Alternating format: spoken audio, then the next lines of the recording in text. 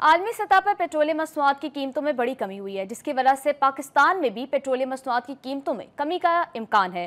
اچھا بخاری صاحب، کیا لگتا ہے اس کا بینیفٹ عوام کو ملے گا یا پھر اس پر بھی حکومت کا کچھ اور ہی پلان ہے؟ دیکھیں، روایت تو ایسی نہیں ہے۔ یہ تو بڑی بدقسمتی کی بات ہے کہ انٹرنیشنل مارکیٹ میں متعدد بار قیمتیں کم ہوتی ہیں، اعلان بھی کیا جاتا ہے کہ جی اتنی قیمت جو ہے وہ کم ہو جائے گی، لیکن عوام تک وہ پورے کا پورا بینیفٹ کبھی پہنچا نہیں ہے۔ ہمیں بڑھاتے ہیں تو 10 روپے لیٹر، 17 روپے پر لیٹر بڑھا دیتے ہیں، کم کرنے پر آتے ہیں تو پھر پوری کنجوسی دکھاتے ہیں۔ ہمیں پچھلی دفعہ جو کمی ہوئی پیٹرولیم گوڈز میں، بہت بڑی کمی ہوئی تھی، خیال یہ تھا کہ شاید 10 روپے فی لیٹر کا ریلیف ملے گا لوگوں کو، تو وہ حکومت نے اس بہانے سے قبضہ کر لیا اس کے اوپر کہ جی یہ ہم بلوچستان میں جو انویسٹمنٹ کر رہے ہیں یہ پیسہ ہم اس طرف منتقل کریں گے۔ ہوا ہے کہ نہیں ہوا ہے، ہوگا کہ نہیں ہوگا، یہ ابھی it is anybody's guess. لیکن ابھی بھی اگر آپ پر لیٹر کی قیمت دیکھیں اور یہ طے کریں انالائز کر کے کہ کتنے پیسے جا رہے ہیں حکومت کی پاکٹ میں، تو یو ول بی سرپرائزڈ۔ 150 روپے کے قریب ہر لیٹر کے اوپر گورنمنٹ کی پاکٹ میں جاتا ہے، وہ عوام تک کہاں پہنچا ہے؟ کبھی بھی نہیں پہنچا ہے۔ Any way, having said that, یہ اچھی خبر ہے، اگر ریلیف ملتا ہے لوگوں کو تو ضرور ملنا چاہیے۔ دوسری بات یہ کہ ہمیں یہ جو موجودہ حکومت جب آئی تھی تو تلوار لٹک رہی تھی کاہے کی؟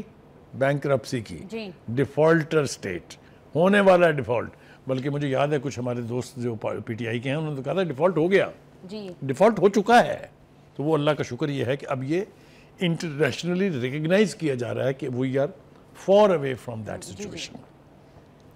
یہی وجہ ہے کہ اب آئی ایم ایف نے وہ سارے جو پیسے وعدہ کیے تھے دینے کے، وہ ہمیں کو تقریباً 3 ارب کے قریب، 3 ارب سے بلکہ زیادہ، 2 مختلف مدوں میں مل گیا ہے، جس سے ہماری اکانومی کو بہت سہارا ملے گا، کوئی اس کے بارے میں دو رائے نہیں ہے۔ اور آپ دیکھیں کہ انٹرنیشنلی ہمیں ریکگنیشن مل رہی ہے۔ اس سے پہلے فچ آپ کو کہہ چکا ہے، بلومبرگ آپ کو کہہ چکا ہے، آئی ایم ایف آپ کو کہہ چکا ہے، ورلڈ بینک آپ کو کہہ چکا ہے، اور اب یہ بیرن جو بہت ہی بڑا انٹرنیشنل فائنینشیل میگزین ہے، اس نے بھی کہا ہے کہ اٹس اے کرشمہ۔ یہ جو پاکستان کا ٹرن اراؤنڈ ہوا ہے اکانومی کے حوالے سے، اس کو، اس کارکردگی کو وہ کہہ رہے ہیں کرشمہ ہے، یہ مریکل ہے، یہ ہو نہیں سکتا تھا، اور اس کی پوری تفصیل بھی ہے۔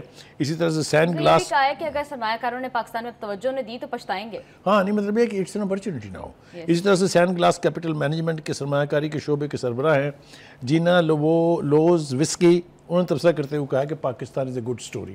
Now these are the compliments جو در حقیقت کمپلیمنٹ ہے حکومت کی معاشی پالیسیوں کے، حکومت نے جو میز لیے ہیں، حکومت جو ریفارمز کر رہی ہے، حکومت جو پابندی کر رہی ہے اپنی انٹرنیشنل کمٹمنٹ کی، چاہے وہ آئی ایم ایف ہے، چاہے وہ ورلڈ بینک ہے، چاہے وہ ممالک ہیں جن کے ساتھ ہمارے معاہدے ہیں، خاص طور سے چین۔ اور اسی طریقے سے ہمارے دوست ممالک نے جو ہماری مدد کی ہے، اس میں سعودی عربیہ ہے، یو اے ای ہے، چائنا ہے، اور اب تو ایک نیا نام ایڈ ہو گیا ٹرکی بھی، جو ہماری مشکل وقت کا ساتھی ہے۔ تو ان ساروں سے جو اکنامک ٹرن اراؤنڈ ہوا ہے، تو ایک پکچر اب گلومی نہیں ہے، پکچر از ایمرجنگ، اور ایسے لگ رہا ہے کہ آنے والے دنوں میں پاکستان کی اکنامک کنڈیشن جو ہے اور زیادہ امپرووائز کریں گی، اور جو ملک اکنامکلی سٹیبل ہو وہ ملک آٹومیٹکلی پولیٹیکلی سٹیبل ہو جاتا ہے۔ بخاری صاحب، یو آر ایبسلیوٹلی رائٹ۔ یہ بہت اچھا سائن ہے کہ پاکستان میں جو ہے وہ اکنامک سٹیبلٹی آ رہی ہے۔ اس وقت حکومت کو فورن ڈائریکٹ انویسٹمنٹ کو انکریز کرنے کے لیے فوری اقدامات کرنے چاہیے۔ اور بخاری صاحب، ابھی پروگرام کا وقت ختم ہو گیا ہے، آپ لوگوں سے ملاقات ہوگی انشاءاللہ کل۔ اسٹے ود اس، اللہ حافظ۔